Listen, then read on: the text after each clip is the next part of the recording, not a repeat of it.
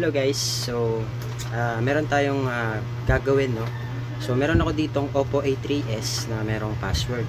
So hindi natin alam kasi binili ko lang to. Ngayon may password siya. So gusto ko siyang tanggalin. Okay, i-bypass. Ngayon, meron akong nakita. Okay. Yan, kung nakita nyo. Meron akong nakita tools. No, unlock tool. Tawagin. So gagawin ko, susubukan ko kung gagana siya. So tingnan natin guys. Ayan, so ito pala yung cellphone na, no, na may password. Ayan, hindi natin alam kung ano yung password niya. So gagamitan natin siya ng best flash tool. Ayan. Ayan, best flash tool 1.7 version. So tatry natin yan. So gagawin natin, papatayin muna natin kasi wala, oh. I-off ko muna. Okay, off muna natin to. Off natin. Then saka natin siya. Pindutin natin yung dalawang power button and down volume button.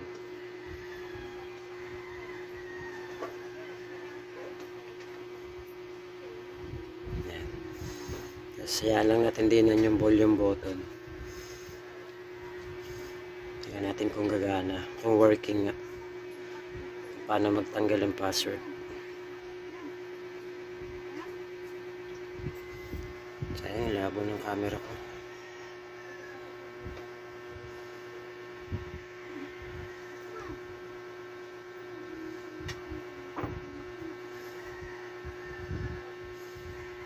Yun. English. Tapos click natin tong version ver 1 to rooted. Yan.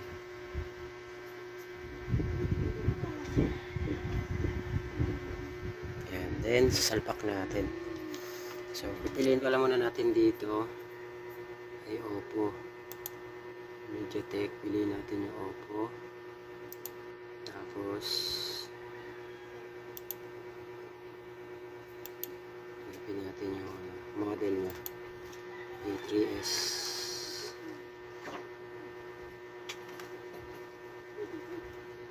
Yan, A3s. Then salpak natin USB.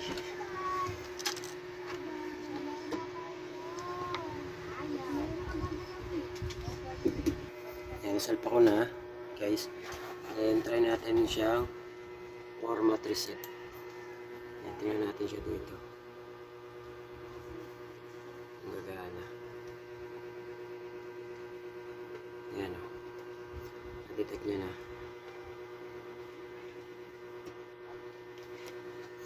Tingnan natin kung legit nga. Yan, success. Yan, success. Puro success yung lumalabas. Sana legit nga matanggal natin yung password. Ang dami, o.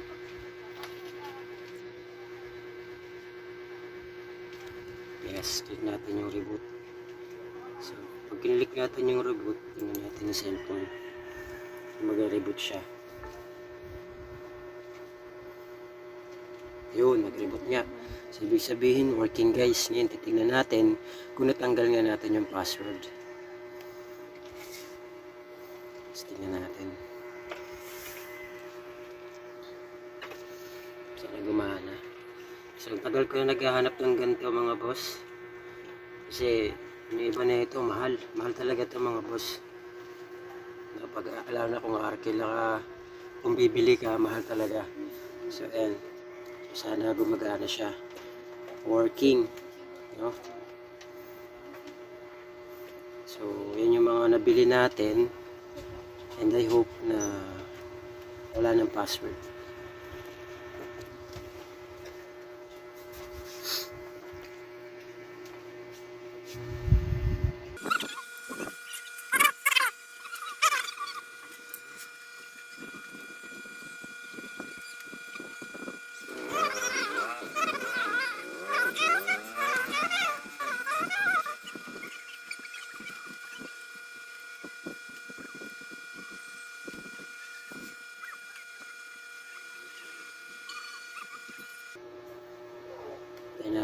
Tapos, sana gumana.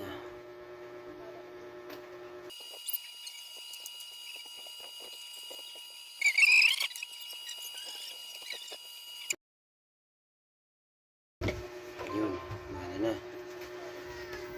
Yan, so lagay natin siya sa English.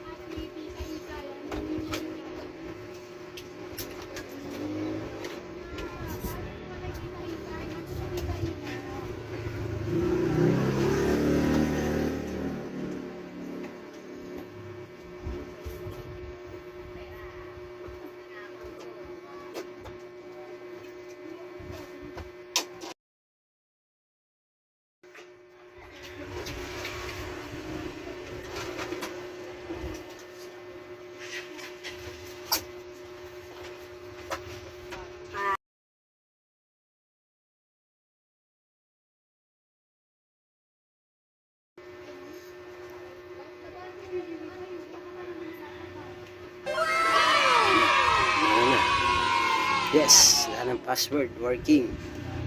Yun lang guys, thank you.